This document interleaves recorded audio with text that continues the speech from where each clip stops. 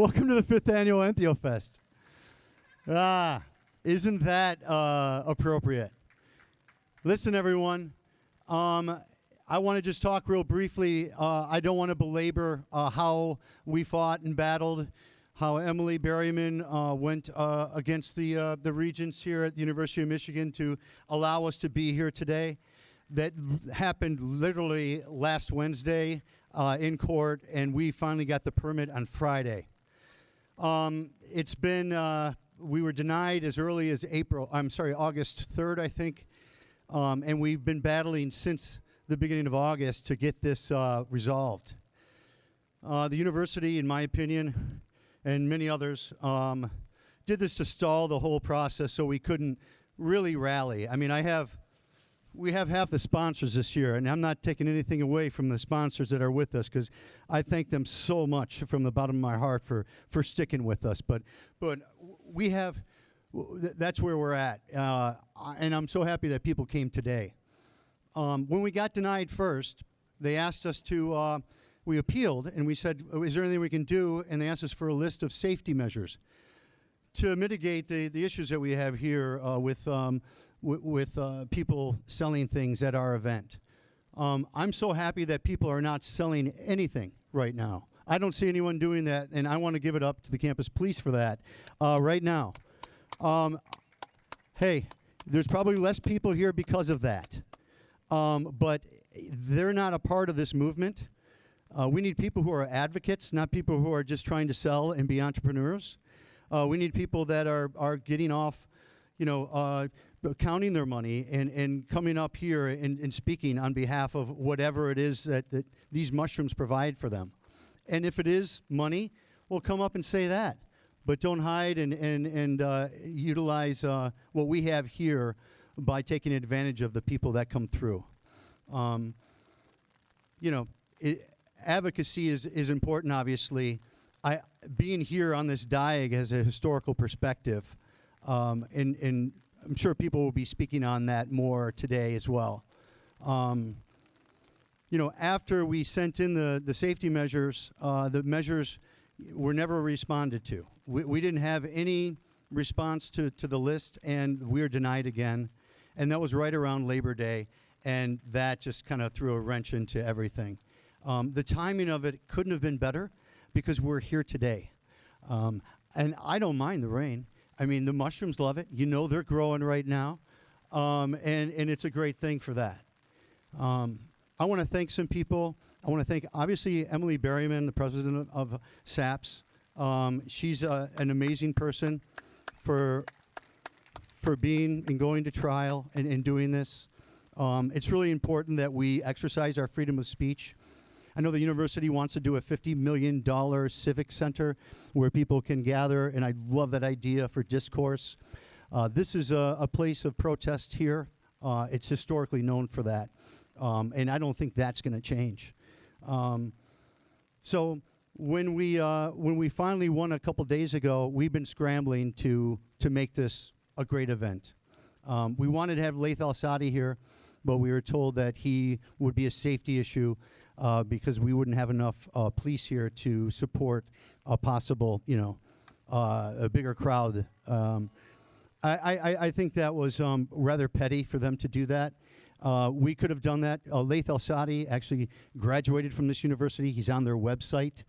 And it's something that we'll hopefully see him at the after party playing with Raising the Dead tonight. So please show up at the Rabbit Hole around 4:30 to see the start of that band. I won't belabor anymore. I might be bringing up some stuff a little later on that of interest, and really appreciate all of you here today. I want to start off with our next speaker. He was part of helping facilitate the legalization of cannabis in our state.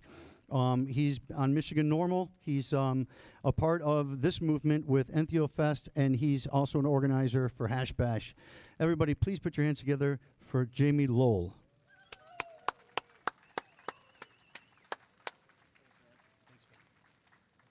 All right. Hey, thanks, everybody, for showing up. Bad weather. We got a lot of obstacles along the way to get here, and yet we're all here. And I just really want to reiterate some of the stuff that Jim said.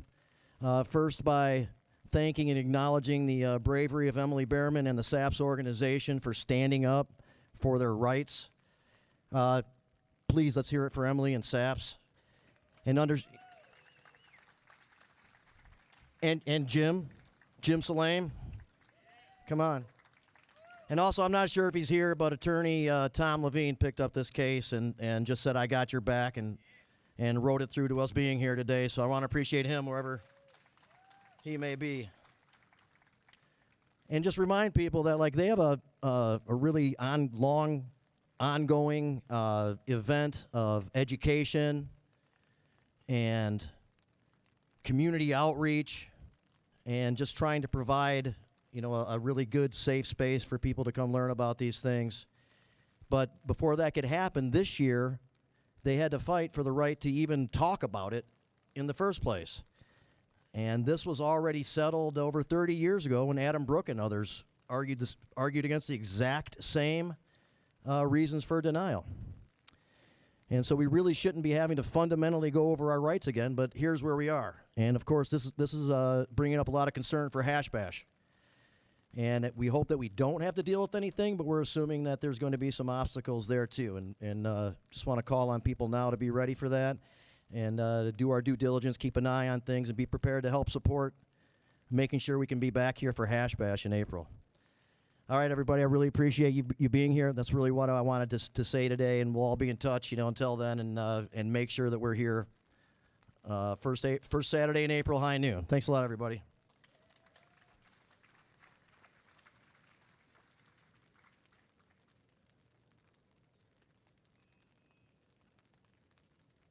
Everybody give it up for Jamie Lowell.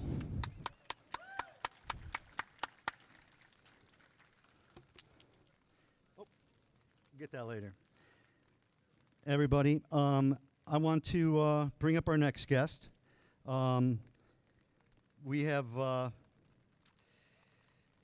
Miss Vicious is a founding member of Decrim Nature, Hazel Park. They're decriminalized there in Hazel Park. A huge part of that is Miss Vicious. She's an advocate, speaker, educator, cultivator who focuses on integrating plant medicines into daily life practices through education and advocacy since 2018. Everybody put your hands together to Shan Vicious. Thank you so much, Jim. Look how beautiful it is out here. I just want to thank Emily Behrman and SAPS again for having the courage to fight for this beautiful event. We've curated this event for about 5 years now, and I've been here since the first one. It's such an honor to still be here. This is a great reminder that we have to keep fighting for our natural rights and for our own body autonomy. Now that the word is out and we know the beneficial results from using plant medicines, now is the time we need to go deeper. We need to go further into research. This is when testing becomes important. This is going to help us identify compounds within these mushrooms and help us figure out exactly what strains are good for each medical condition. We want to continue to educate our community on safe practices and safe uses. We must continue to teach people how to integrate these plant medicines so they can be beneficial in their own lives and in their own communities. I'm grateful to have my family here with me today. They're a true testament of how this medicine has taken me from being diagnosed with major depression to thriving. I also want to thank all our political leaders who've been standing beside us in this fight, including Mike McFall, Michigan House of State Representatives, who's not here yet, but he did introduce another bill, SB 5980. That bill supports psilocybin possession up to 2 ounces for people who have PTSD symptoms. So thank you again, Jim, for having me. And despite the circumstances of the event, thank you everybody that's come out here. Healing yourself is not a crime.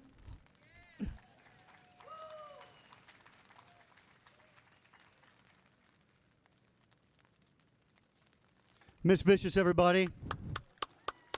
Hazel Park. Remember when you go to Hazel Park, it's like being in Ann Arbor. Folks, right now I want to bring up someone who was pivotal 5 years ago. This is the anniversary of the passing of the resolution to decriminalize plant medicines and mushrooms in the city of Ann Arbor. That happened in 2020. At that time, the city council person was monumental in making that happen. Everyone, please put your hands together for Ann Bannister.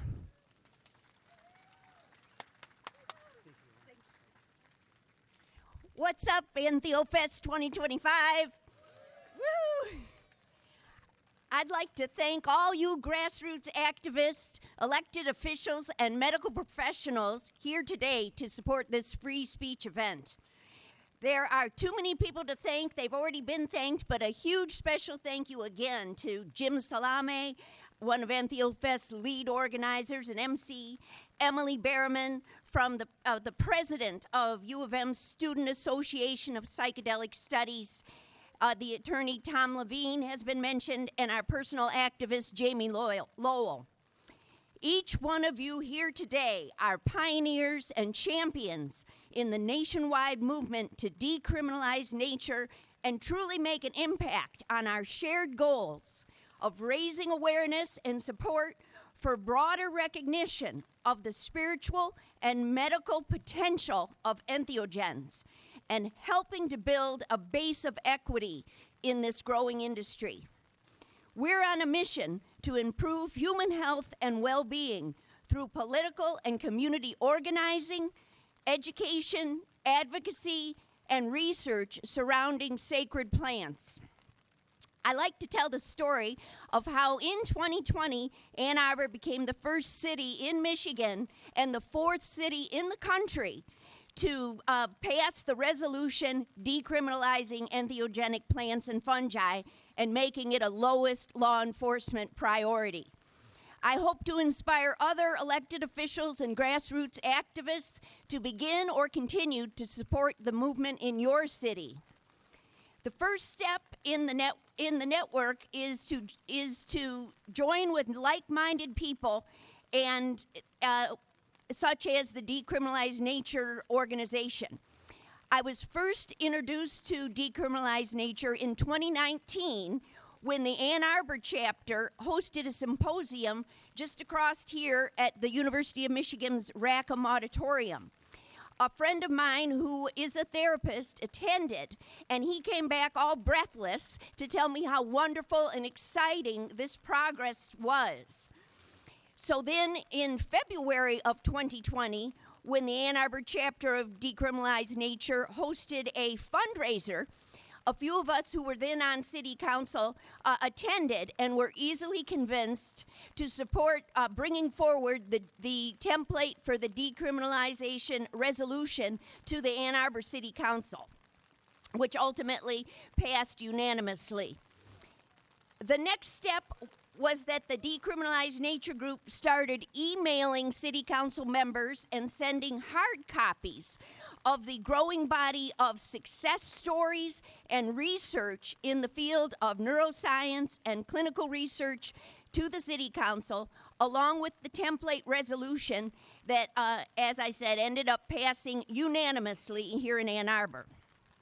As many of you know, since Ann Arbor passed our resolution, Detroit, Ferndale, Hazel Park, and Ypsilanti have also passed their resolution. Thank you.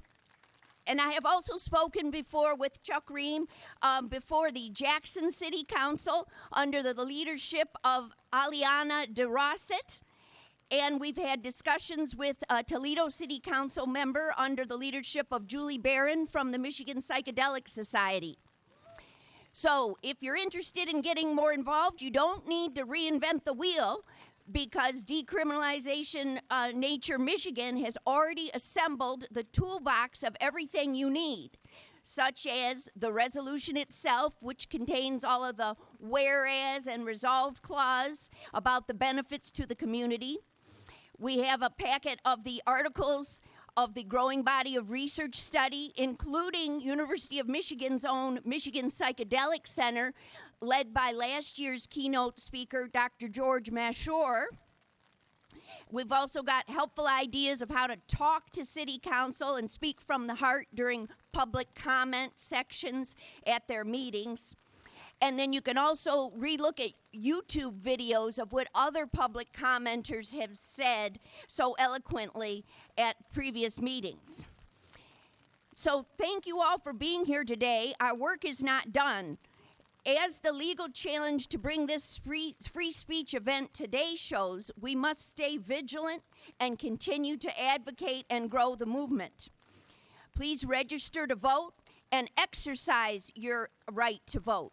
Look carefully into your candidates who truly walk the talk and are willing to actively advocate for issues that we care about.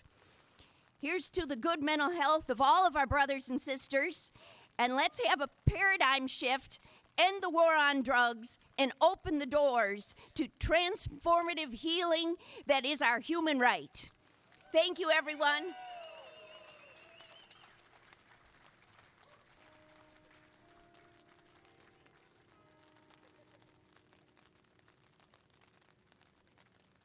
All right. Thank you, everyone, for being here. It's amazing to look out and see all these faces in the rain. You guys are, hi, I see some waves. You guys are awesome, and you make this event what it is. Now I have the honor of introducing another one of our speakers. She's a student at the University of Michigan, a senior studying public health. She's doing a minor in social work. She's the co-president of the Lookout Project. It's a nonprofit organization dedicated to opioid overdose prevention, and it operates on 3 pillars: advocacy, education, and resource distribution. Shravya firmly believes that people deserve agency over their minds and lives, and that criminalizing substance use only makes the problem worse. She's a strong advocate for destigmatizing substance use and criminal justice reform, and we are so excited to have her here, and they also have a table over there giving out free Narcan. Thank you, Shravya.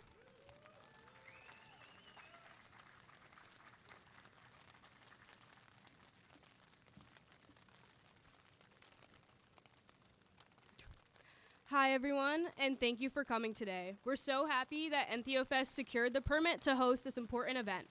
On behalf of the Lookout Project, we appreciate the opportunity to table and help advocate for the decriminalization of psychedelics and other substances. At the Lookout Project, we distribute harm reduction resources, including naloxone and testing strips, to the Washtenaw community. We educate others about destigmatizing substance use and advocate for more humanizing and life-saving policy measures, such as implementing overdose prevention centers. Psychedelics have been used in society for thousands of years, primarily in spiritual and healing rituals by indigenous cultures. Yet America has to strip yet another important element of communities that were here before us, pushing racist and classist ideologies instead. Psychedelics have been used to help people with chronic pain, manage debilitating mental health issues, and help people become more connected to Mother Nature and themselves. The Controlled Substances Act of 1970 was one of many harmful policies that Nixon passed, perpetuating the war on drugs and limiting research towards psychedelic studies. What's funny is that America will incarcerate people for using substances, but we won't address the root causes of why people might be using those in the first place. We have seen time and time again that criminalizing an issue does not get rid of the problem. In fact, it makes it worse. If we continue to stigmatize substance and psychedelic use, that won't stop people from using it. It just increases the risk of using unsafely and being afraid to reach out for help out of the fear of being incarcerated. One scary statistic is that upon release from jail, an individual is 13 times more likely to die of an overdose within the first 2 weeks of their release. This is because instead of helping those with substance use disorders, we shun them, treating them like second-class citizens. Carceral systems provide very little, if any, treatment for those with a substance use disorder, putting them at much higher risk for overdosing when they are back in the free world. It shouldn't have to be this way. By normalizing discourse about substance use, having naloxone readily available in public spaces, and hosting amazing events like Entheofest, we can combat the stigma around substance use and push for more psychedelic research and support those who have been fighting for our inalienable rights to utilize nature. At the Lookout Project, we believe that people deserve agency over their own minds and lives so that they can be their happiest and healthiest selves, however that looks for them. Recovery can look different for everyone, so the least we can do is ensure that if people want to use a substance, they can do so in a safe environment with adequate education on how to use it and what effects it can have. Please stop by at our table if you need Narcan, and remember that you can always get it for free. Reach out to us if you are ever in need of naloxone, and we can deliver it to you. TLP has also launched a podcast on Spotify called The Lookout Podcast, where we highlight diverse perspectives about the opioid epidemic and overdose prevention. We'd love it if you gave it a listen. Thank you all again for listening, and happy Entheofest.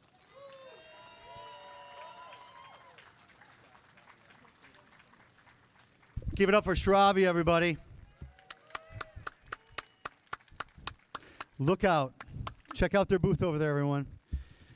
Everyone, so our next speaker was a kindergarten teacher for 33 years. He's from Ann Arbor, Michigan. He is the man who started MI Legalize, which was, you probably signed the petition to help legalize cannabis in this state. And that was something that he was responsible for with MI Legalize. And he also helped make medical cannabis available in 2004. Folks, please put your hands together for a new upcoming city council person in Ann Arbor, Chuck Ream.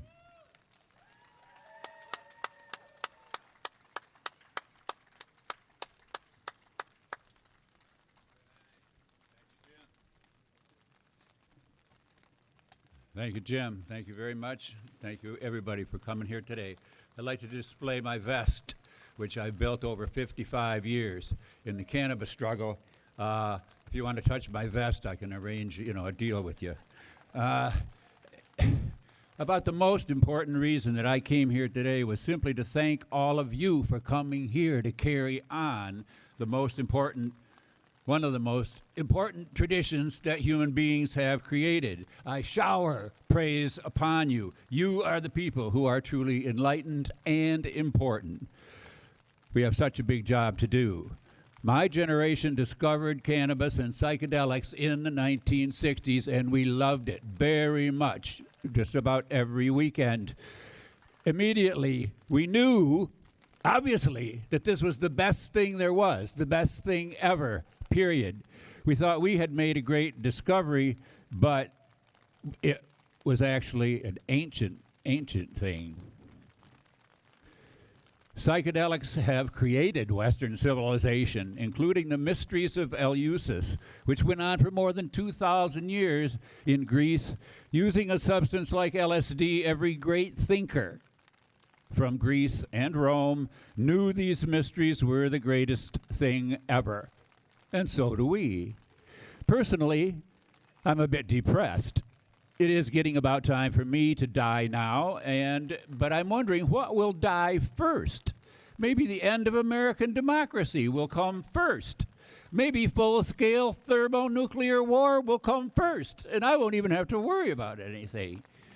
Maybe now we live in the last golden age, and dark times seem to be ahead. Also, I'm rather depressed at the great University of Michigan that I love so much and that won the game yesterday and is a beacon of light and learning and free expression, tried to cancel Entheofest in order to show obedience to the depraved, ugly, fascist pig of a president that we have, a man determined to stamp out freedom and democracy. Psychedelics help us escape the mundane boredom of daily life and enter a magical world that is far more real than we feel every day. The perception of every one of your senses is expanded far beyond what you need for just survival. However, psychedelics are the exact opposite of an escapist drug. If there is anything you are repressing, the psychedelic will put that right at the front of your mind so you can't escape it, and you can learn how to handle it. It is the ultimate truth teller to yourself. The psychedelics can give you tools to handle these problems. You can come out of a trip enlightened and reborn. You deeply understand that the only really important thing is love. We should keep on trying to get psychedelics approved through the proper government channels, but the FDA has shown that they won't play fair at all and will not legalize psychedelics. It's quite odd now that we have a Secretary of Health and Human Services that is pro-psilocybin. Very bizarre. Psychedelics are very useful for people with the most intractable psychological problems, and they can be a source of illumination and ecstasy for those who are perfectly fine.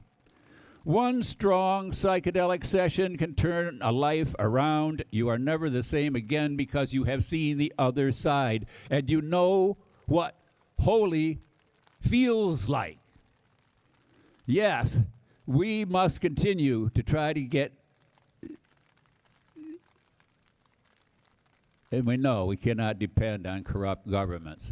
With or without government approval, we must carry on the psychedelic tradition ourselves, like it has been carried on here in the USA underground for the past 50 or really 80 years. We have to be here to ensure that people who desperately want psychedelics will be able to get them, possibly to save their lives. Never give up. Never buckle under. It is better to live free, to die a free person, than to live as a slave.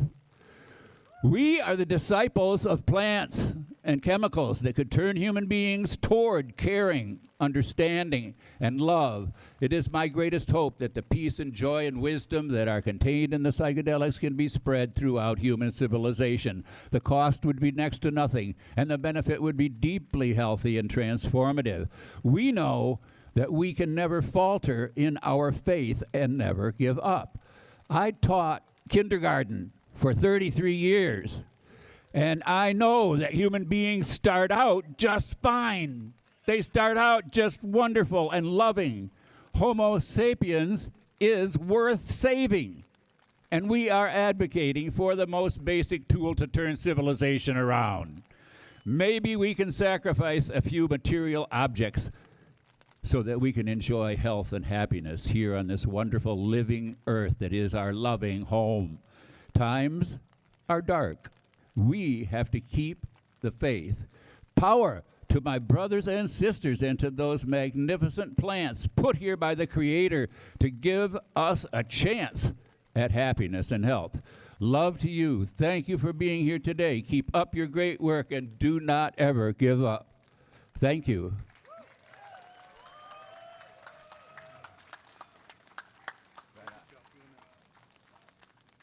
Chuck Ream, ladies and gentlemen. We'll be hearing more from Chuck. Everyone, our next speaker started out here in Washtenaw County as a county commissioner, and then he became a House of Representative member, and now he is a state senator. He advocates for free speech, for the rights of everyone, and the biggest thing that I love about him is he advocates for our planet and clean water. And he introduced a microplastics legislation recently. Please give it up for Senator Jeff Irwin. Good afternoon, everybody. Thank you for coming out to support freedom here at Entheofest. It's great seeing people out here on this beautiful Michigan day. We've got mushroom weather, which I think is appropriate. And it's great to see so many people out here still shoulder to shoulder in the fight for freedom for psychedelic substances here in America and right here in Ann Arbor today.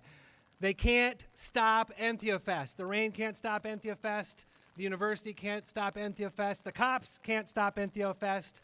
This event is going to continue to go on until we win freedom for ourselves and for our neighbors who want access to plant medicines to improve their lives, to address their medical needs, whether that's depression, whether that's trying to find meaning in their life, whether that's folks who are suffering from chronic pain, who need relief, and who are currently prescribed a toxic, ineffective blend by their doctors. They should have the right to try something different that might work for them.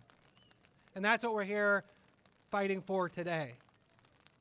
We're also here in part of a larger context in the fight for free speech and the fight for our constitutional rights. There are people on the way in here who had their bags opened, who had their, objects rifled through, who had strollers closely examined by police officers in warrantless illegal searches right here on the University of Michigan. I think those police agencies should answer why they're violating our constitutional rights rather than just simply doing their job and trying to maintain order here on campus like they should be and like we want them to. They need to respect our Constitution. And that's an important part of the fight that we have nationally to respect our Constitution and respect our rights for free speech. Never have our free speech rights been more under assault. And that's why it's important that when we believe in something like the freedom for people to access plant medicine, that we come out to the town square and we shout about it. And we say that what we're doing now is wrong. What we're doing now is against the public interest. We're wasting our money to ruin the lives of people who just want access to plant medicine. So that's why I've introduced legislation for years and years to decriminalize the use of plant-based medicine here in Michigan. I've introduced legislation time and time again to say that if people want access to psilocybin, or people want access to peyote, or people want access to some of these substances, they should be able to do that. Why? Because human beings have been using these substances for thousands of years. They've been using them in religious rites. They've been using them in cultural rites. They've been using them in coming-of-age ceremonies through culture after culture after culture. Why else should these things be legal? They should be legal because they're not very harmful. We're supposed to be regulating substances according to whether they're harmful to the public. These substances are not particularly harmful. They may be harmful to the dominant mainstream mindset, but they're not harmful to human physiology, and they should be regulated as such. And finally, these substances have tremendous promise to help human beings. Before America put our head in the sand and turned our back on the opportunities that these medicines provide, there were people at institutions like this great institution who were doing research on how these substances could facilitate the flourishing of humankind. That's the kind of knowledge that we should be seeking, not putting our head in the sand because we're afraid of what these substances might do. We need to be researching them. We need to be studying them. We need to be providing to our fellow humans the path that these plant medicines can provide to a better life, just like with other plants that we have used for human medicine for thousands and thousands of years. So as you leave here today, I want you to ask yourself, why is it that these particular substances are singled out for attack by our government? And after you ask yourself that, I want you to do one other thing. I want you to reach out to your elected officials. I want you to reach out to your state representative. I want you to reach out to your state senator. And I want you to ask them if they think it's sensible to continue to make it illegal for people to use and possess these substances. If they think it's sensible to continue to threaten to throw people in jail if they use or possess these substances. If they think it might be smart to, instead of criminalizing, instead actualize the opportunities here in Michigan with plant medicine and get smart about entheogens in our state. Because if you ask them this question, the first time, they're not going to have much of an answer and they're not going to know what to think. But the second time and the third time and the fourth time, we're going to get closer and closer to the answer that we need as a society, because there's only one right answer. People deserve the freedom to use these substances. And that's why we're all here today. Thank you very much. And now I give you Jim Salam again. Thank you, Jim. And thank you again to all the organizers who pressed forward through the universities and transients. Thank you, Bill. Senator Jeff Irwin.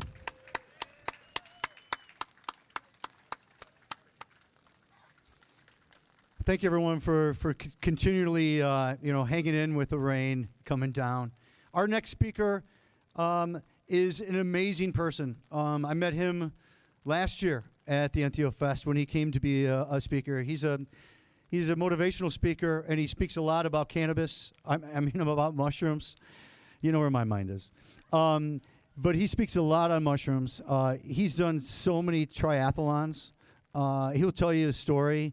He swam around Mackinac Island, in like a wetsuit. He was part of the 50th annual memorial for the wreck of the Edmund Fitzgerald. That's this year, the 50th annual of the wreck that happened that took 29 lives. But he swam in Lake Superior all the way with other swimmers to complete the journey that the Edmund Fitzgerald should have made. Ladies and gentlemen, I won't blabber anymore. Please welcome Brandon Hillaker.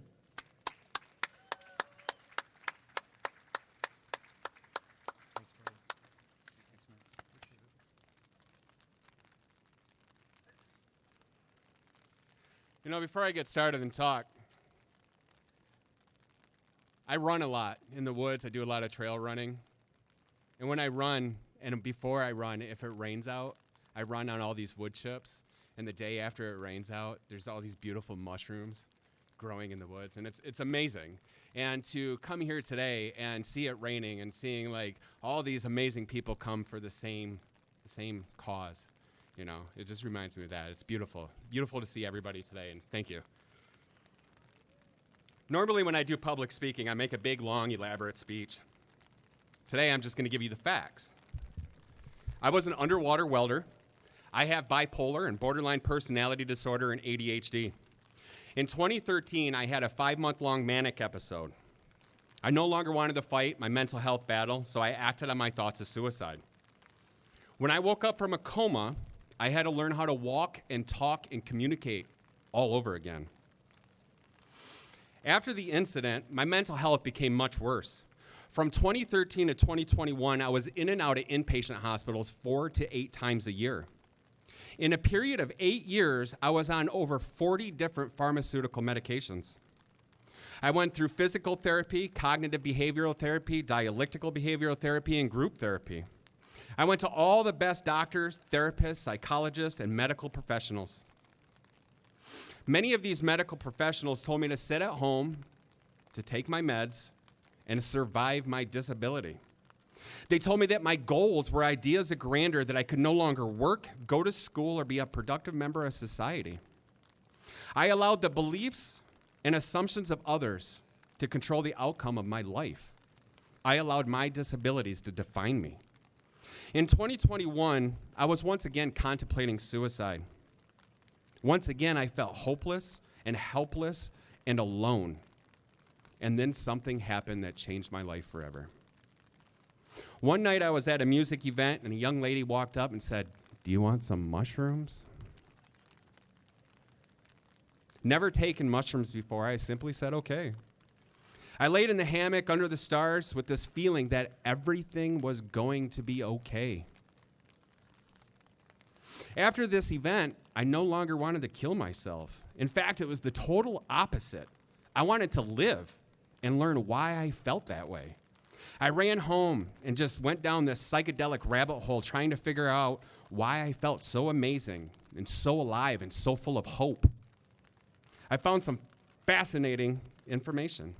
Major universities and private researchers were researching psilocybin and bipolar.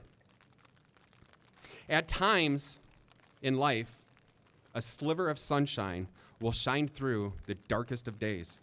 It is our job to grab that sunshine because that sunshine is the hope we need not to just survive, but thrive. I sat down with my mental health provider, my doctor, and my wife, and I explained that I was coming off all my medications and I was going to use psilocybin. With doctor's supervision, I came off my medications one by one. Thank you. Fact, I have been off medications for 4 years. I have not been to the inpatient hospital in 4 years. I will be graduating in April with a psychology degree. I have been awarded scholarships, 2 writing awards, the Michigan Rehabilitation's Champion Award, and the Kimberly R. Houston Leadership Award. I wrote a book called Monarch that'll be coming out soon. I have completed 16 triathlons in the past 2 years. I have successfully expunged my entire criminal record. Over the past summer, I was a part of a 411-mile relay swim to symbolically complete the Edmund Fitzgerald's journey from where she lies in the bottom of Lake Superior to Detroit, Michigan. We successfully raised over $200,000 for the Great Lakes Shipwreck Historical Society. In July, I completed a world record, 4-day, 400-mile triathlon from hell to paradise. I named it the Try for Hope to give others hope that the impossible is really possible. I biked 330 miles from Hell, Michigan to Mackinac.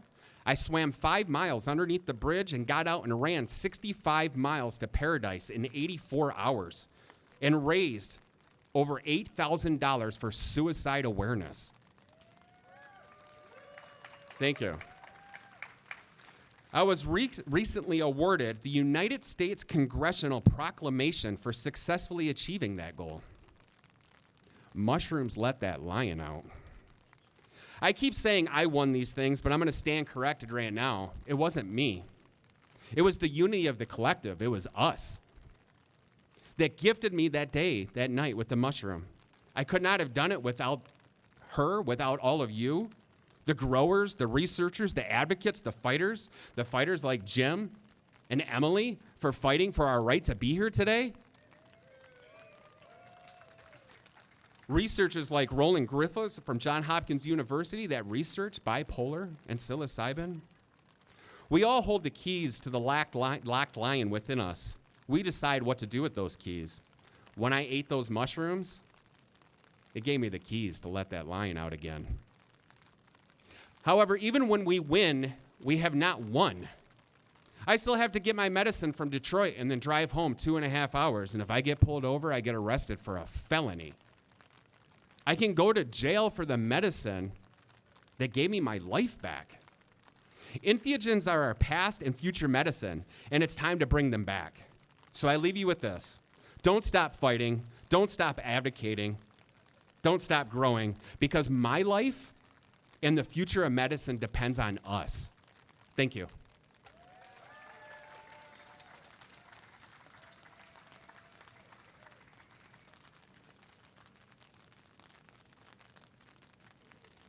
Brandon Hillaker, everyone. What an incredible dude. Ladies and gentlemen, 5 years ago, I mentioned in the, I alluded to this earlier, we helped decriminalize plant medicines and mushrooms here. Ann Bannister was a big part of that, as I said. And Chris Kurtz was as well. He was on the Decrim Nature Ann Arbor board at the time, and was a pivotal part of that entire process. He's got more news to share with you, and let's just get him up here now. Everyone, please welcome Chris Kurtz.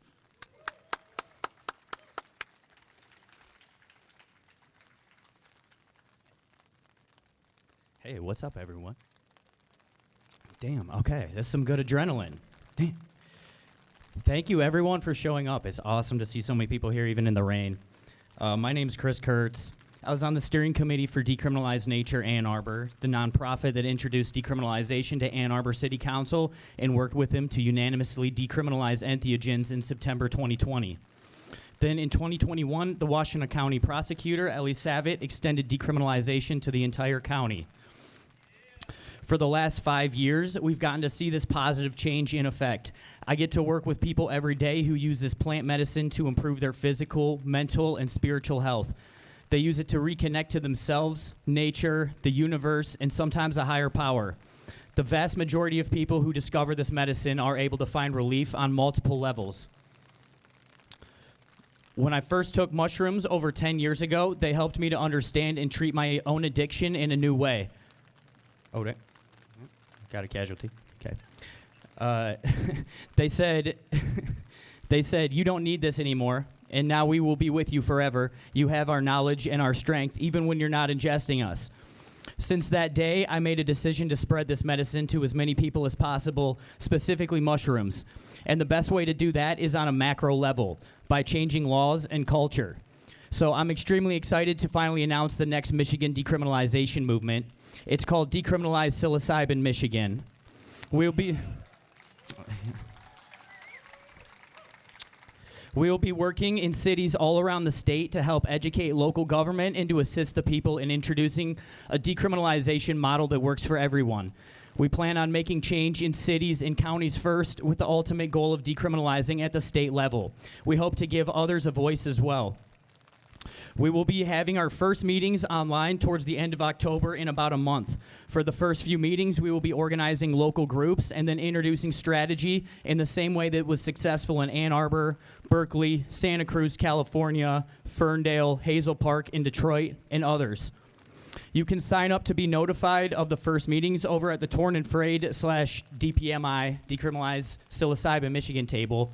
And thanks everyone again for showing up, and let's get this movement going again. Peace, y'all. Oh, no, my water.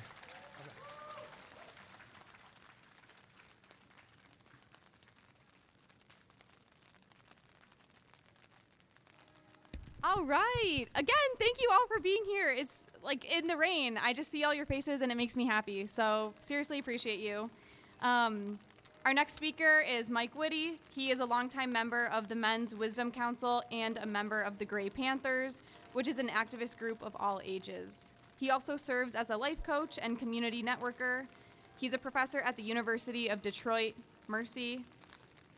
You can contact him if you have any thoughts or suggestions.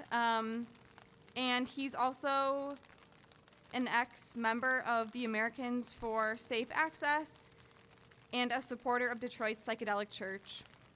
Thank you guys so much for being here, and thanks for being here, Mike.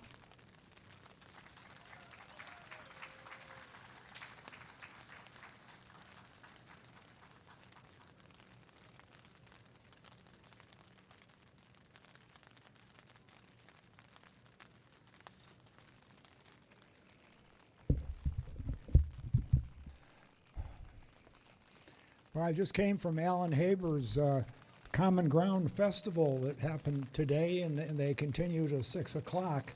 So if you don't come to our party afterwards, you could go by the Commons downtown across from City Hall, and they have music and food and things like that. I found Buddhist thinking helpful to us all. It helps us change our mind from fear to love. So I think psychedelics help people. The John Hopkins study said people who had terminal cancer were relieved of the agony and fear by psilocybin. And these were controlled studies by the John Hopkins Medical School. And they found that it helped people relax and accept death. Or illness or a fatal disease. So no matter what the crisis in your life might be, dissolution of a long marriage or a loss of a family member, you might want to hang on to the possibility of changing your approach to your own future to build your legacy and offer hope to your children and grandchildren and maybe some optimism so they can live the rest of their lives with bravery and curiosity and creativity.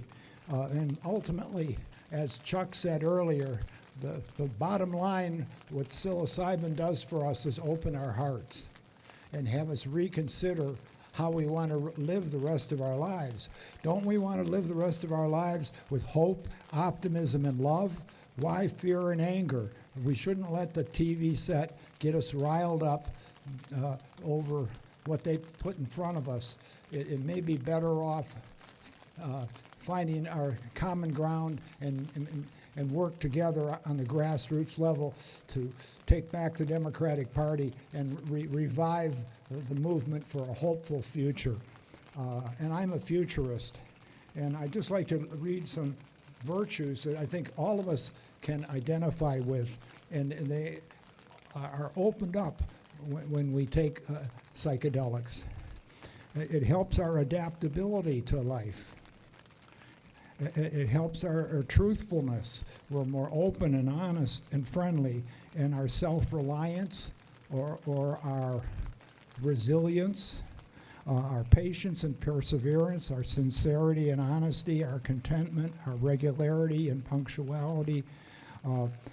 It's our pushing nature. The fact that you came out in the rain, you made this trip, you're part of the family, and we've got lots of friends who we have to put in our car next trip for Hash Bash. And we definitely have to, respond to the possibility that they'll take another pass at us from the university because they're intimidated by Trump. Trump's picking on Harvard and the big prestige schools. Well, the University of Michigan, I'm an alumnus of University of Michigan, class of 65, where they had the first all-night teach-in against the Vietnam War, which I was at, they want to knock off Michigan too, like they are taking on Harvard. And so Michigan is trying to throw us under the bus, and I'm worried about the Michigan budget too. You know, they've got bills we don't like. The saliva testing bill in the Senate, they voted it down. But the tax on the growers, they may put it in the budget and throw us under the bus and tax the growers. And that's just because all of us, and I include myself, are not as active as we could be or should be. So I deputize all of you to ratchet it up to a comfort level that you can live with. That's the key piece. Everybody has their own comfort level. You can work from your kitchen and sign postcards. You can get involved in many, many ways to cultivate these virtues. And the psychedelics bring you the peace of mind, and that's the first step to becoming a peacemaker. So therefore you can become friendlier and less contentious. I remember going in Dr. Bob's Cafe in Detroit, 7 Woodward, and some guy from the Green Party came up to me and said, "What are you wearing those buttons for? You shouldn't wear them into the cafe. Take them off." And I took them off and put them in my pocket and thanked him.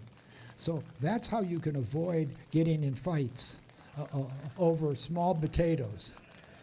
So the fact that I was a little high on marijuana at the time left me in an agreeable, friendly space, because he was always trying to get my goat, and I didn't let that happen. So if you don't underreact to all provocation, if you underreact, you'll take less stress. When you overreact, you put your whole system under a strain, and most of the time it's 2 cents. It's a no big deal. It's much ado about nothing, to use Shakespearean language. So let's try to make the hash bash open and stand ready to help them. Stand ready to find ways to phone the city council and the mayor, and hopefully our dear prosecutor will play a crucial role, and he'll be speaking here later today, I understand. So please, let's have some efforts here to really try to come up with ways to get more active. Involve yourself in a campaign, the Michigan U.S. Senate race, the governorship, the Michigan House, the courts, and elections for your local judges, and all the educational efforts that you can create to reach out, expand alliance building and networking, to link all these causes that are commonly bullied, to link them together. If we had an alliance of all the bullied, stigmatized causes, we'd have a very broad coalition.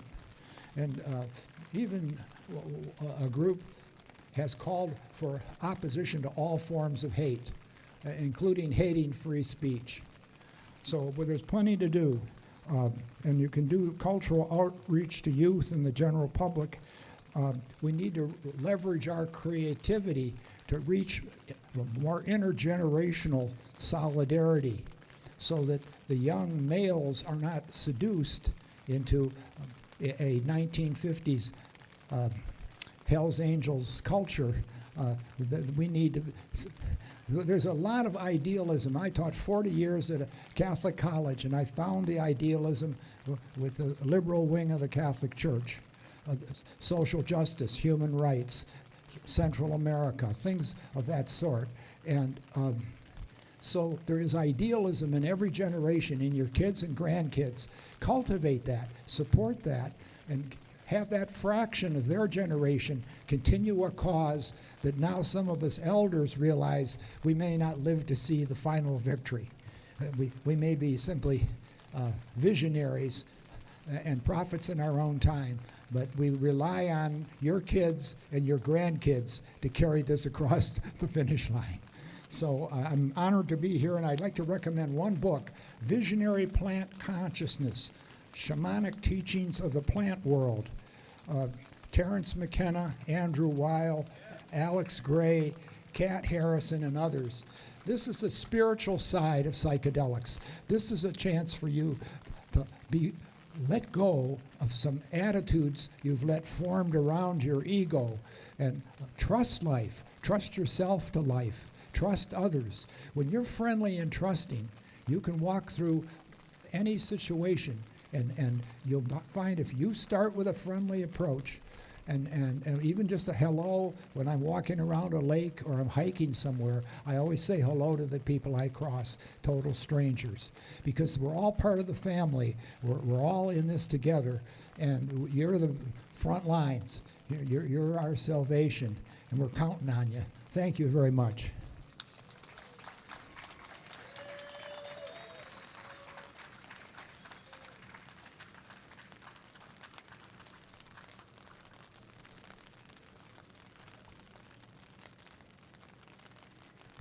Awesome. Thank you so much, Mike. Appreciate you being here. Our next speaker is Rob McCurran, who's the founder of Our Grateful Journey. He's an ER physician that now works primarily with patients facing a life-limiting diagnosis. The purpose of Our Grateful Journey is to help patients and their caregivers relieve the anxiety and fear of death using medicines when appropriate, as well as spiritual practices from an Ayurvedic background. Thank you so much, Rob, for being here.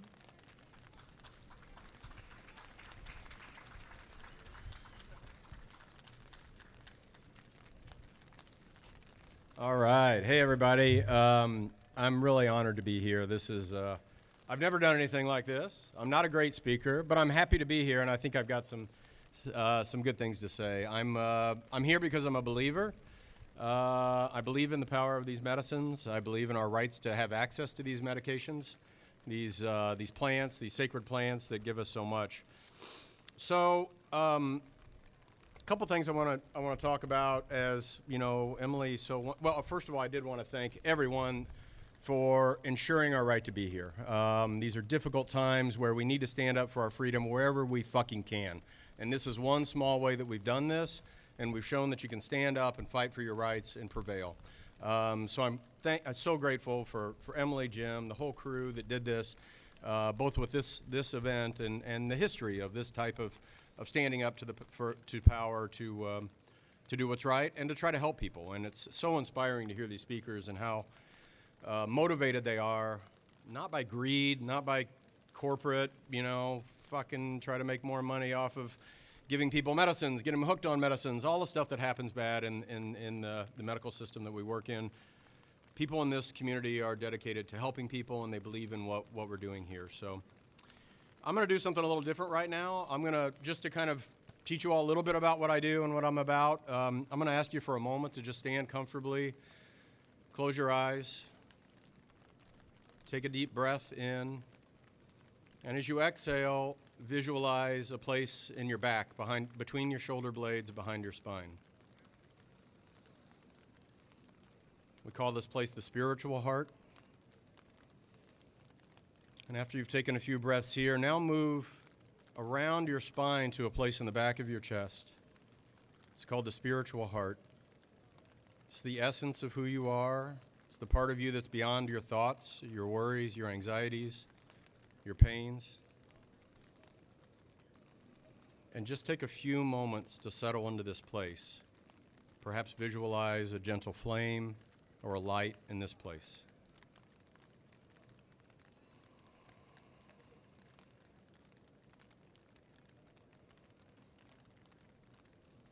You can just slowly open your eyes now. Come on back. So that was a very brief journey that I tried to take you through. I called my organization Our Grateful Journey for a number of reasons. One, I love the Grateful Dead, so I had to have grateful in it somehow. Two, the journey, when it's appropriate and people have been properly prepared and are ready for medicines, plants, or other types of psychedelic treatment. That's part of the journey, but it's also life's journey. And what I want to do is to help people recognize that you can face difficult things in life. You can face the anxiety and fear of death with something like a cancer diagnosis that may quickly or over a long period of time take you. But in my experience, people that are facing that are experiencing a real spiritual crisis and are overwhelmed at times by fear and anxiety. And very few people out there are really working on this part of these medicines that's so amazing. One of the things that really got me interested in this is when I found out about the original study or one of the original studies where people that had a cancer diagnosis were given psilocybin and found that a huge percentage of them, far more than you ever would with any other mental health medication that's given, achieved significant reduction in their fear and anxiety of death. Through my experience with these medicines, I have come to believe that they do greatly reduce one's fear of death and dying.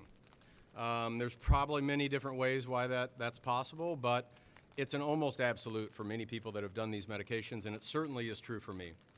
So my goal is to take my medical background. I'm an ER doctor trained at good old U of M right here. I worked in the field for about 25 years in ERs all around the Midwest of every different size. If you've seen The Pit, that's the world that I kind of lived in. Not quite that dramatic, but there's a lot of shit that goes down there. And I saw there, for one, how many people are hurting. Not just hurting physically, but are hurting spiritually, that are suffering from so many different problems: PTSD, addiction, alcohol,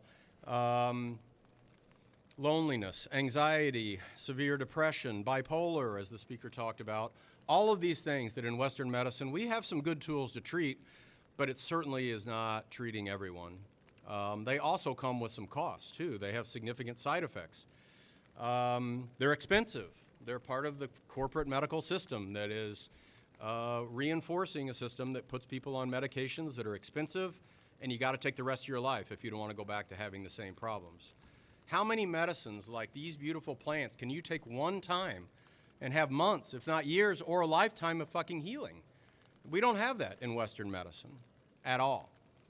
So when I came to, and the other thing is that we've got so many other, the opioid crisis, all of those things that just really led me to believe that we need a different approach. And we need to be open to the beauty, the power of these medications, the fact that they are freely accessible without a huge cost.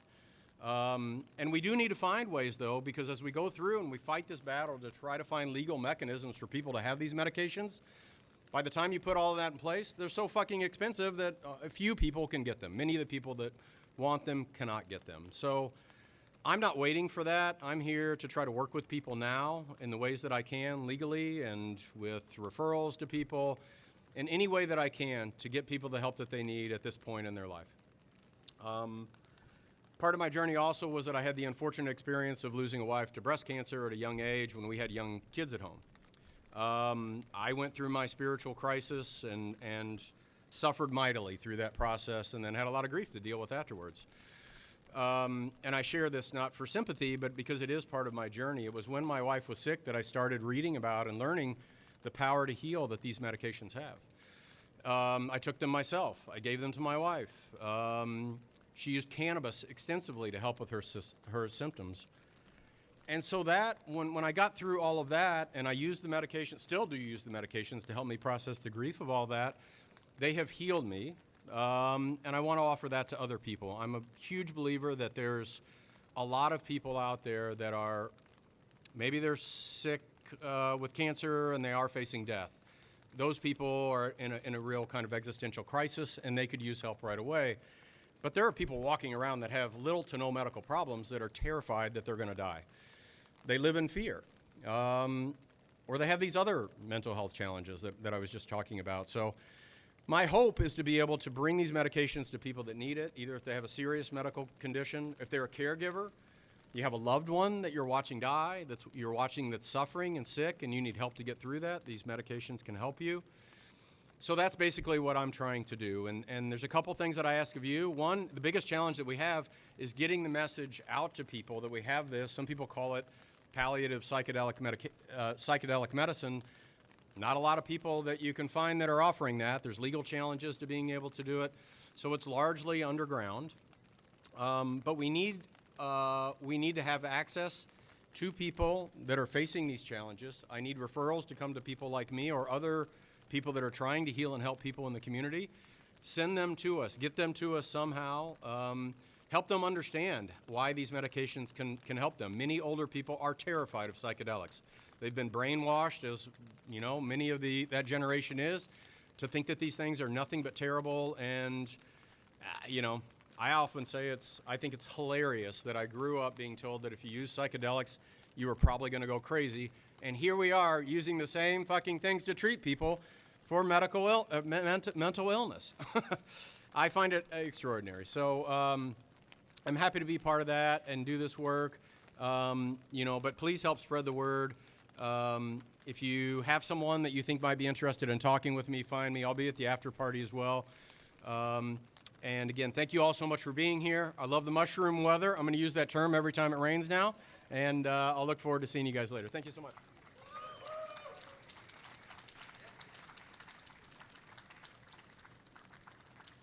Dr. Rob McCurran, everybody. It is an honor to introduce the next speaker. Emily Berryman is the reason why we're here today. That's right. Thank you, Emily. She's the president of SAPS. She was here last year for the 4th annual Entheofest and has just been, the most incredible person to work with. And I feel honored and grateful to know her. She currently works at Michigan Progressive Health, which is a ketamine clinic, and she's getting her master's in social work. Please put your hands together. Big round of applause for Emily Berryman.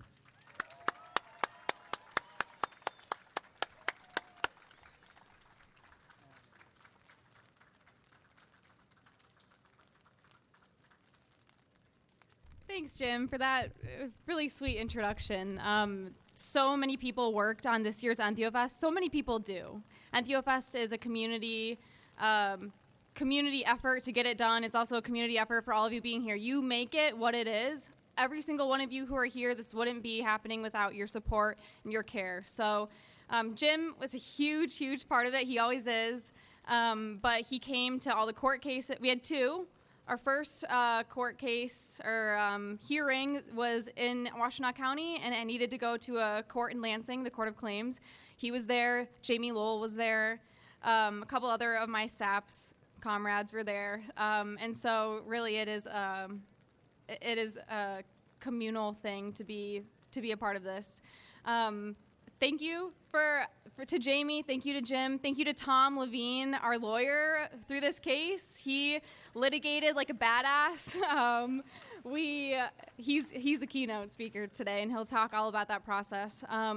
But we ended up getting here through the Court of Claims in Lansing. We had a couple emergency hearings. The last one was at the Court of Claims is only a couple days ago. The judge, it was about 3 hours in the courtroom, testifying to why we have a right to be here, testifying to safety, to community.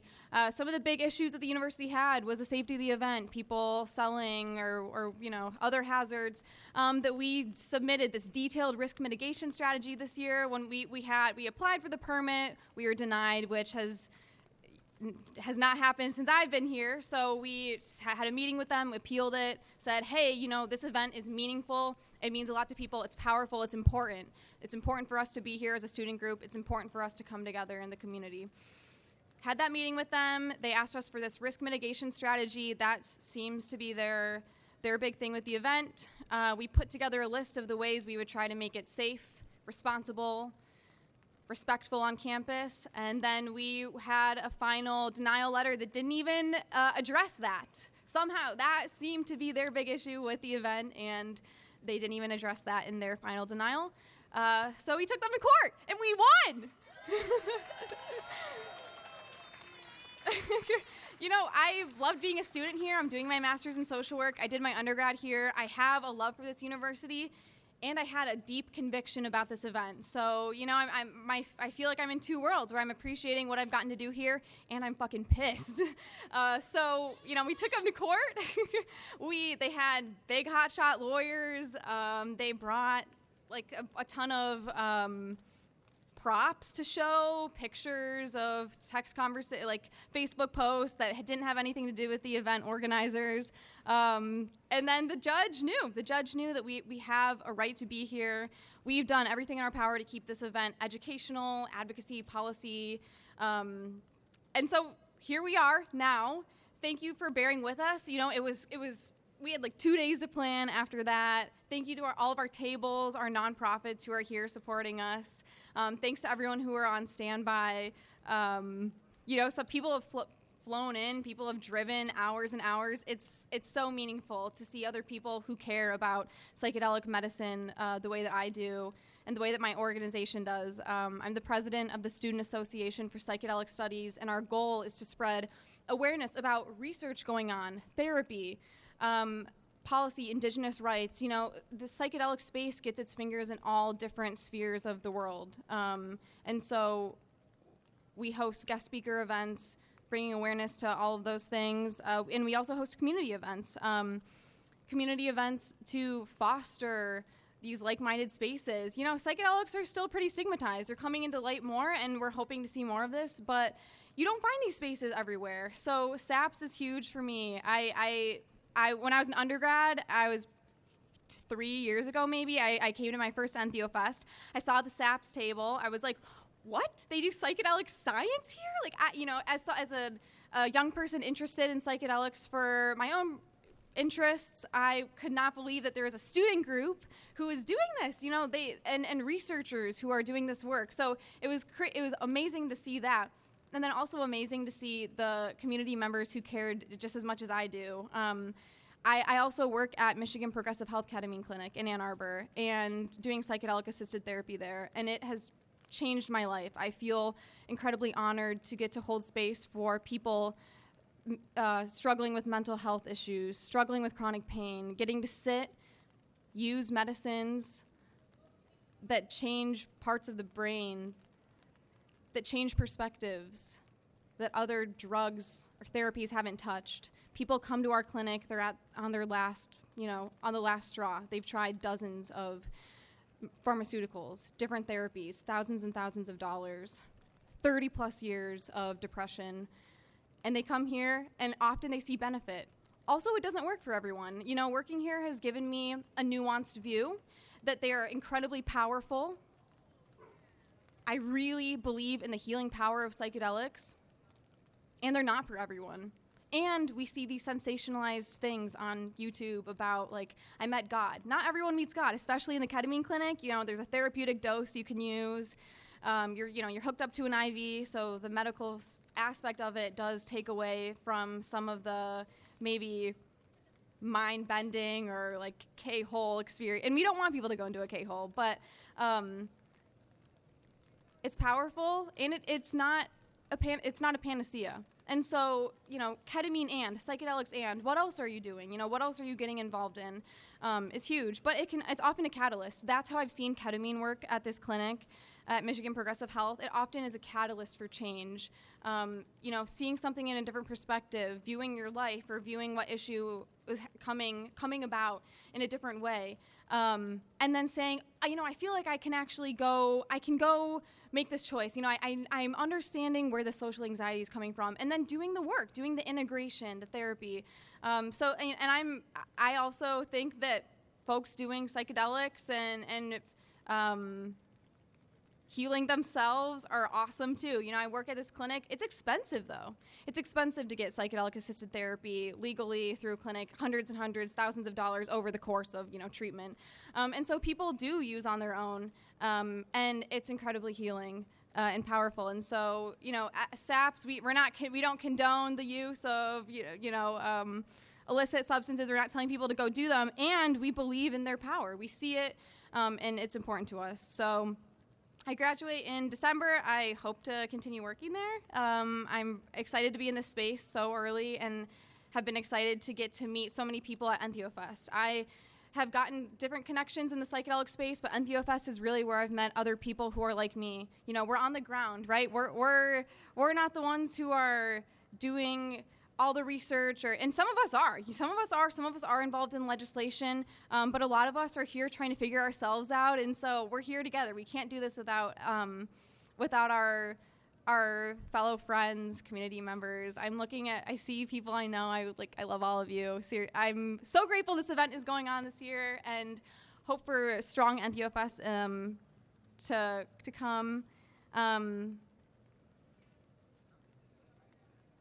thank you to everyone who reached out to support too. I had a lot of people who were like, how can I help? It was really tough. You know, I was, as the plaintiff in this court case, you're the one who has all the information, and, you know, there's not much anyone else can do. Going to Lansing, that's not, you know, it was like on a Wednesday at 1 p.m. or something. So I felt all the love and the care from everyone who cares about this event, who cares about psychedelic medicine, even if you weren't present there. And then we did it, and now we're all present together. So excited to see the future of Entheofest. And it's important to have it on the diag. You know, it probably could be other places. That was something we talked about during the court case, is like, could Entheofest be somewhere else? It could be in the city, but you can't replicate the diag, and it takes away student rights, student free speech, student assembly, and that's what Hash Bash has always been too. It's important to be on the diag for student, to elicit student advocacy. You know, like I said, as an undergrad, I was a student and could not believe this was happening, and that's how I got involved. That's like my 20-year-old self 2 years ago. I'm 22. My 20-year-old self would not believe I'm up here right now. Would not believe I'm the president of SABS, that I get to put on Entheofest. I'm incredibly grateful to be living out my dream. My high school self would be like, what the hell are you doing? It's like, this is awesome. I mean, my high school self was interested in this stuff, but couldn't believe I'd be here. So feels like a dream. It feels exciting to feel like we're at the start of something really big with MDMA and psilocybin as well, kind of coming up and hoping to get some type of medical or therapeutic use too. You know, we're not fully there yet, but I believe that in the future we'll see that hopefully in a soon enough future. And as someone getting my social work degree and hoping to be a therapist, I'm excited to see what that would look like for me too. But just, I guess what I would have people take away is look around you. It's raining. We scheduled this thing like 2 days ago, and everyone is still here. Y'all showed out. Might be a little bit smaller. Yeah. But not by much. And it really is, it's the energy here. The energy that everyone's brought here. I'm like, looking at you is just making me so happy. I love it. I love you guys. And I love to be here. So thank you for letting me speak to you. Thank you for giving me this platform to explore I've learned so much about, I've just learned so much in this process. And I'm grateful for being here. I'm grateful to all of you for not bringing drugs on campus. That was really the main thing, and so I appreciate everyone here abiding by that and wanting to listen to the advocacy and the speakers and look at all of our booths and not try to sell. It's awesome to see that so many people care about the movement like we do, and to be a part of it in the best way possible. So again, you make the event what it is. I feel surrounded by so much love, and we're not backing down.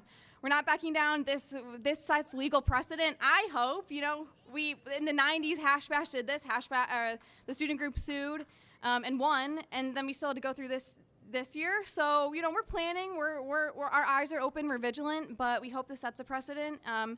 And we want to work with the university. We love being here. We love getting the students involved and excited about this stuff. So, you know, we're going to stay here as long as we can, and maybe we'll be Hash Bash in 50 years. So thank you all for being here. It's a pleasure and an honor, and enjoy the rest of the event.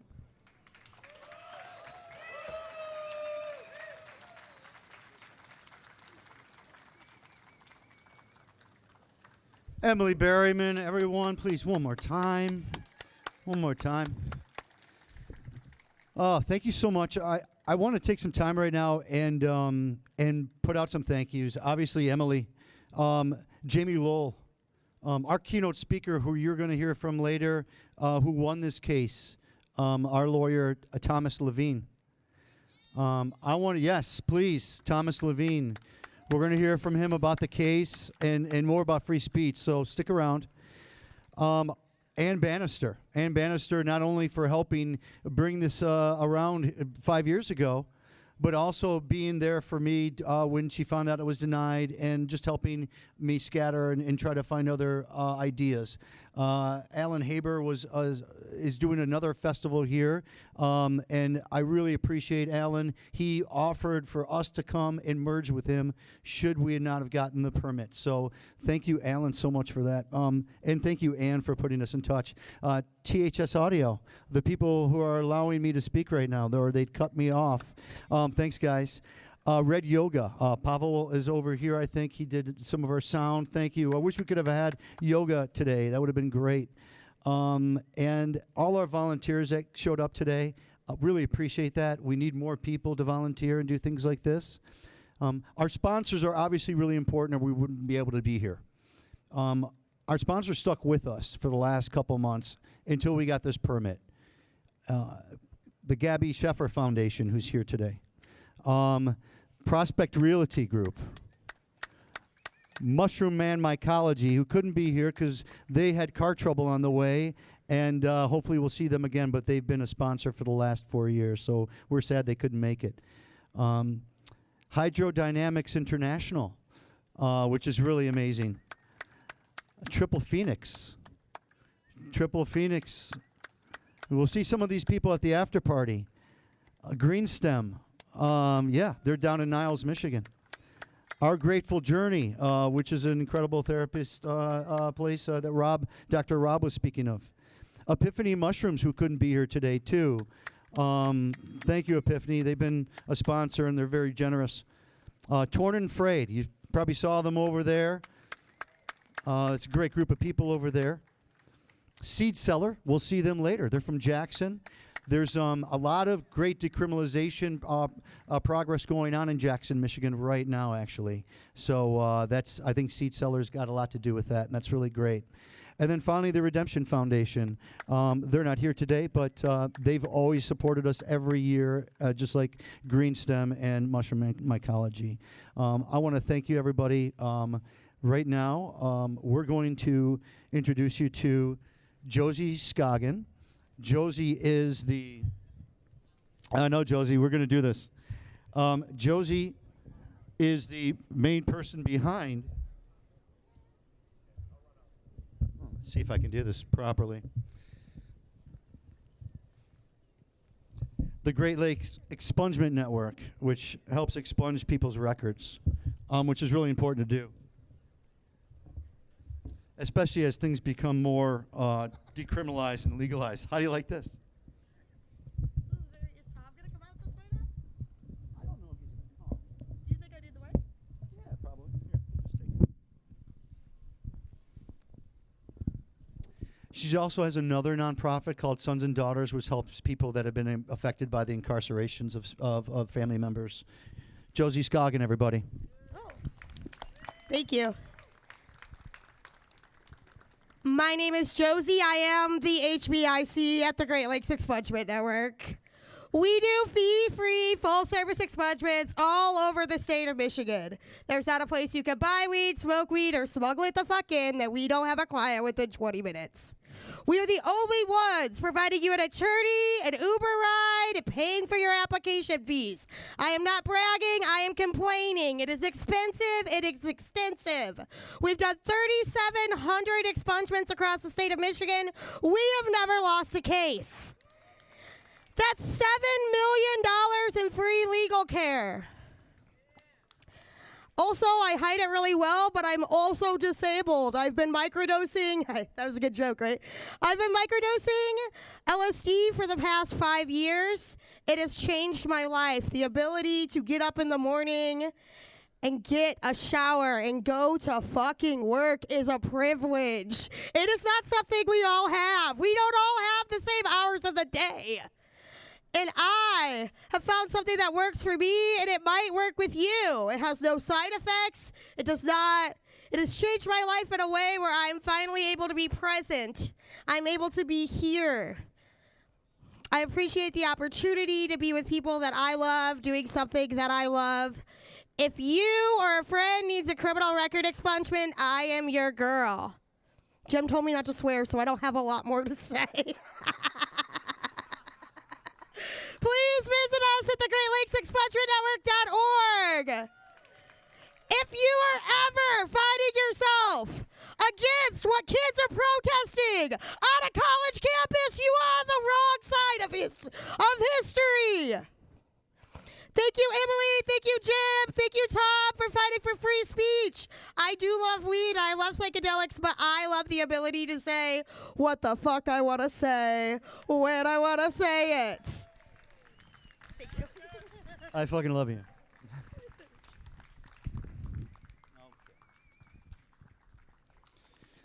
Hey, everybody. So we've had some issues, I guess, with some of the speakers that should be here right now. So we are going to move forward with bringing up our keynote speaker right now. And I want to thank you all for sticking around here. We might be out of here a little earlier than we normally are, just because of what's happened with our event. So I do appreciate everyone sticking around here. Every one of you, like Emily said, I can feel such great love that people showed up and have that advocacy and want to learn about things. I wish we had more speakers here for you, but I'm so thankful for the speakers that we have because they've been so amazing. It always is when people are talking about healing. It's always that way when people are talking about things that we're learning about every day that can change everything from ourselves to our world. So that's what's really impressive. This next gentleman, Tom, are you here? Tom? Yeah, thank you. Tom's been really flexible. Tom was our lawyer this year. I've known Tom for a long time. He works at Michigan Normal. That's an advocacy group for cannabis that's been around since I was in college, and far earlier than that as well. Tom was pivotal in the reason why we won our case in court, and I'm so thankful to have him and to be his friend. Tom Levine, everybody.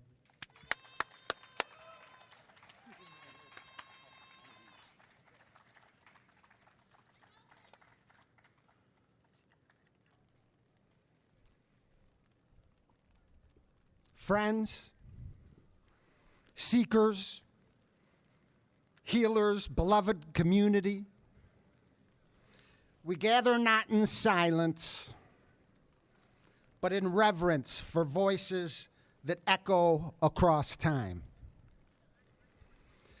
Long before the word psilocybin was linked into the pages of Western science, it was known by names sung around fires, names whispered in prayer, names carved into the memories of rivers, mountains, stars. The Mazatec people of Oaxaca, guided by the sacred Niños Santos, the little saints of the forest, welcome these mushrooms as teachers, not pills, not commodities, but doorways into balance. The Maya carved visions in stone that told of communion with the beyond. The Shipibo of the Amazon sang songs shaped by medicine, woven through the ayahuasca vine. Songs to mend the fractured soul. For thousands of years, indigenous nations across the continents have known that healing is not extraction, but relationship.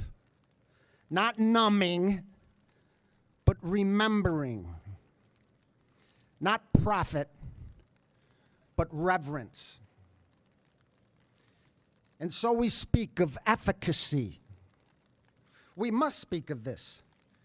Generations of lived testimony, millennia of careful practice, a lineage of healing unbroken, except by conquest and prohibition. Compare this, if you will, to the cabinets of modern pharmacies. There you will find pills for despair that must be taken not once, but daily, that dull the edges, but do not mend the break. There you find prescriptions that leave the body trembling, the spirit heavy, the mind clouded. There you find opioids, marketed as salvation, but sowing a harvest of addiction, of lives lost, of communities grieving. And what of trauma? For those who have walked through war, through violence, through unspeakable loss. Pharmaceuticals may silence the nightmares, but they rarely lead the dreamer back home. They suppress, but they do not transform. Yet the studies of today, finally catching up with the wisdom of yesterday, reveal another way. Psilocybin opening pathways in the brain, allowing light into chambers long locked shut. MDMA in careful hands, guiding veterans through the ashes of memory toward wholeness. Ibogaine guiding those caught in the snare of addiction back to the first breath of freedom.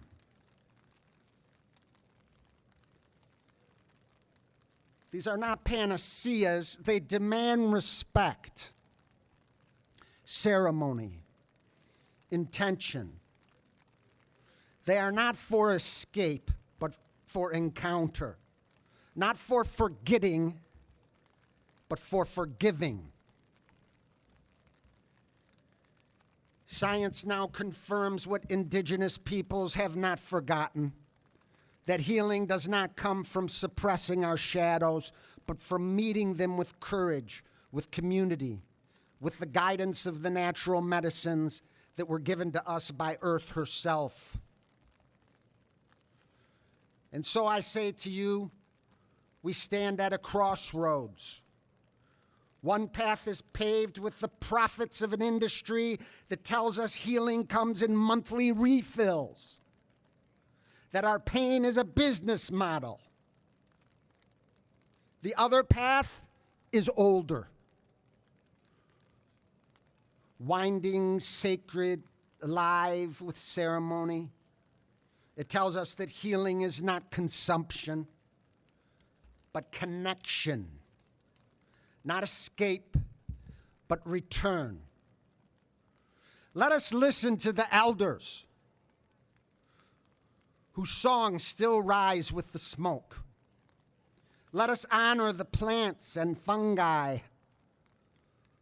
who ask not for payment, but for respect. Let us build bridges between science and ceremony, between clinic and forest, between tomorrow and the wisdom of long ago. Because the truth is not new, it has only been forgotten. The truth is not foreign, it grows at our feet. This truth is this, that we are not broken machines in need of constant repair. We are whole beings seeking remembrance. And the medicines are waiting, as they always have, to guide us back to ourselves.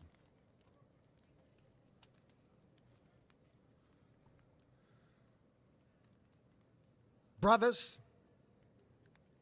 sisters, siblings, and kin, look around you. Beneath the sky of Ann Arbor, on this green and storied diag, where generations have marched, spoken, sung, and stood tall for freedom, for peace, for justice, and for truth.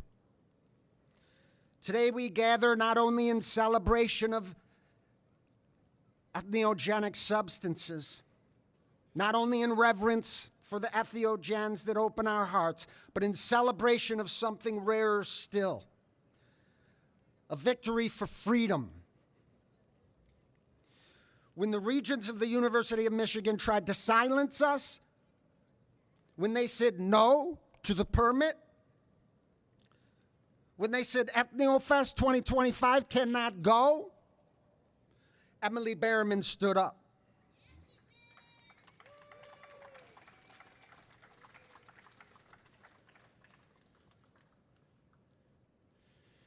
She stood up with law, with courage, with unbroken voices. The Student Association for Psychedelic Studies and its luminous president, Emily Behrman, said, "Not this time." And in the Court of Claims of Michigan,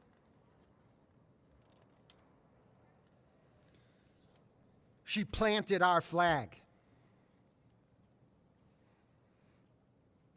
The judge's pen became a torch. The injunction was granted, and with it, our rights were upheld.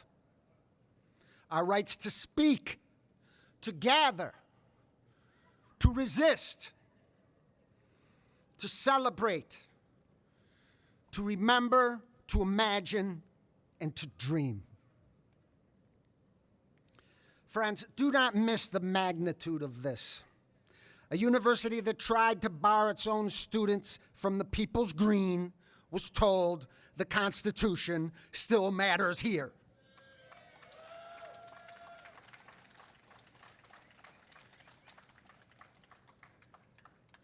What was affirmed? That speech is not a gift from the regents. It is not a privilege dispensed by bureaucrats. It is not conditional on what is popular or safe. It is a birthright. It is the marrow of democracy. It is the shield and the sword of the people. The court upheld what is written twice upon our hearts. First, in the Michigan Constitution. Every person may freely speak, write, express, and publish his views on all subjects, being responsible for the abuse of such right. And second, the First Amendment to the United States Constitution, Congress shall make no law abridging the freedom of speech or the right of the people peaceably to assemble.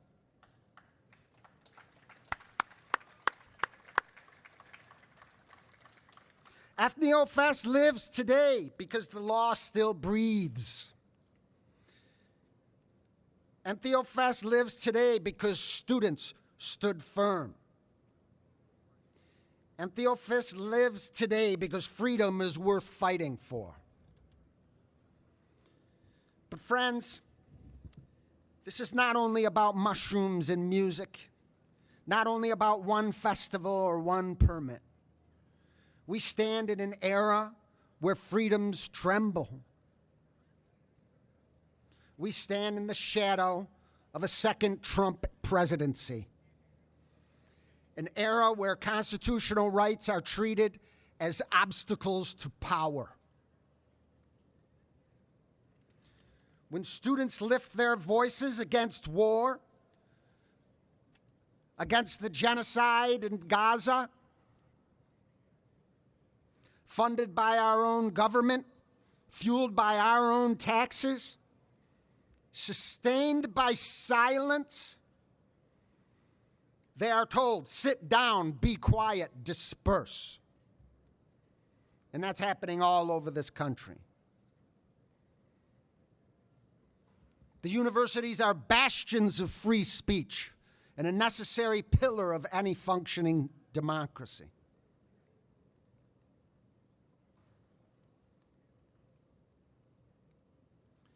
But if freedom means anything, it means the right to cry out against injustice. It means the right to speak when speaking is inconvenient. It means the right to assemble when assembly disrupts business as usual. So today, let our celebration not be complacency. Let it be a vow. Let it be a promise that we will defend the rights our siblings fought for, our ancestors marched for, our peers are punished for. Because rights are not eternal unless defended. Because the Constitution is not self-executing. Because a festival like this is more than joy. It is testimony. It says, we are here. We are free. We will speak. We will gather. And no court, no regent, no president will silence us.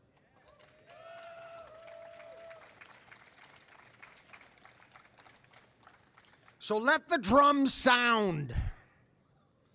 Let the smoke rise. Let the music swell like the heartbeat of the earth.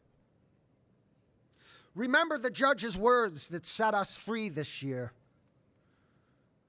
Remember Emily Berriman, Jim Salame, and Saps, who would not bow. Remember that freedom is fragile and must be nourished like a tender seedling in a rough soil. And remember this above all. When we gather here to honor plants and mushrooms, to honor each other, to honor justice, we are practicing the very freedom they tried to take away.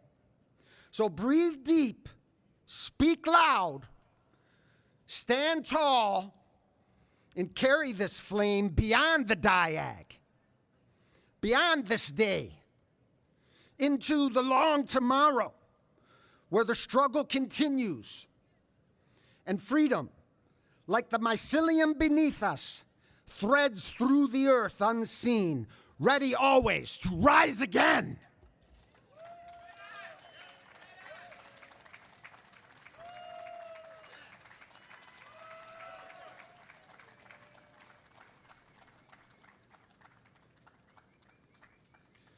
Tom Levine, everybody. Thank you, Tom. So we have one more special guest that just showed up. I'm so happy he's here. Ladies and gentlemen, when the resolution was passed 5 years ago in the city of Ann Arbor to decriminalize plant medicines and mushrooms, County Prosecutor Ellie Savitt made the entire county decriminalized. And he's done more since then. And now he's running for Attorney General of Michigan. Please put your hands together for Ellie Savitt, everybody. County Prosecutor Ellie Savitt.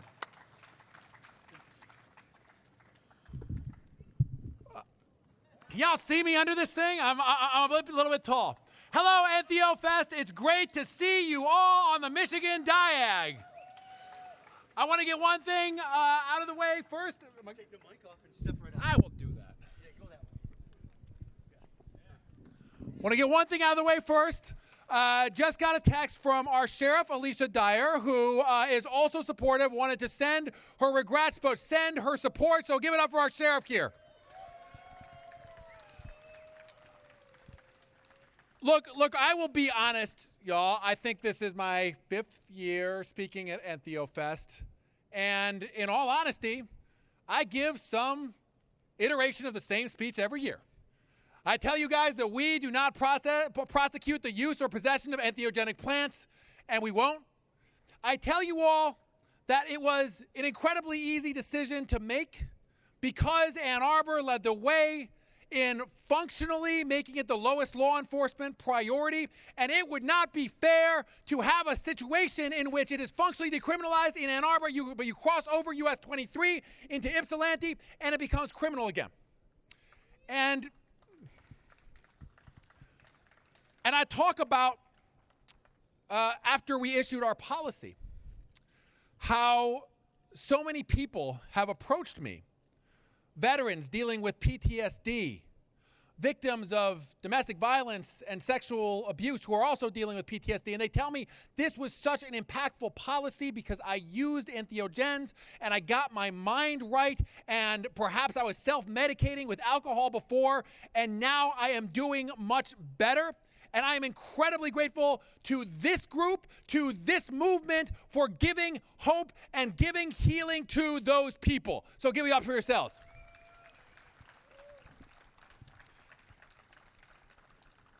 And then I talk about the progress that have been made in the past year, right? And I do want to say, please support Representative Mike McFall's bills around entheogens. That's a really important thing that is up in the state legislature. But, you know, all of that remains true, and I still believe all of that, and you're still not going to be prosecuted. But I want to say this organization is standing today for much more than the decriminalization of entheogenic plants. At this moment in time, we are seeing our First Amendment liberties under attack. Under attack from the Trump administration, under attack from institutions that would cow to the Trump administration. And we have a long and storied tradition of freedom of expression here at the University of Michigan in Ann Arbor, dating back to Hash Bash, and y'all stood up for the First Amendment, so give it up for yourselves. Because I gotta say this, we cannot take a step back now. Entheofest is about political speech. It is about advocating for a policy position, advocating for the decriminalization of entheogens that have helped so many people. And while I personally do support that, as I have, even more important is that I support your ability to speak freely. And at this moment in time where we are seeing so many people cower in fear, like we saw just this past week with ABC pulling Jimmy Kimmel off the air because he said something the president didn't like, what y'all have done was the exact opposite. You went to court. You litigated in favor of free expression. You litigated in favor of freedom of speech, and you won, and that is why we are here today. So I'm always proud to be here at Entheofest, but I'm super proud to be here today. Thank you for standing up, not just for the decriminalization of entheogenic plants, but for the most basic and core American principles. I will always stand with you in that fight. Thank you, Entheofest.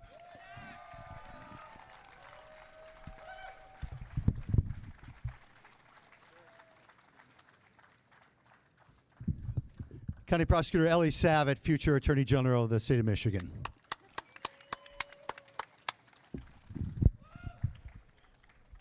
Well, that pretty much wraps it up for us today, guys.